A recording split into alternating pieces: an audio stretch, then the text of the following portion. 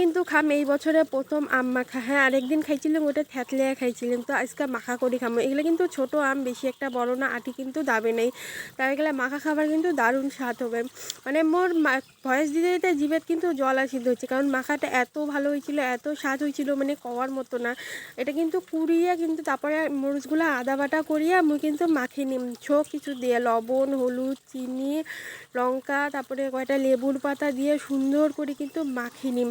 আর মাখিয়ে নেওয়ার পরে দেখতে যে সুন্দর হয়েছিল, মানে কওয়ার মতো না। এটা কিন্তু ঘরও চুপ করে বসে খাইছি, কারণ আমার বাড়িতে হচ্ছে অনেক লোক, সবাইকে দিবের গেলে না এখানে আমার মানে প্রসাদের থেকেও কম পাবো কিন্তু।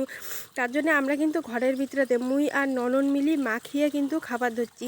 এটা কিন্তু দেখতেও সেই লোভনীয় হয়েছিল, আর খাইতেও কিন্তু সেই স্বাদ হয়েছিল, মানে কওয়ারের মতো না।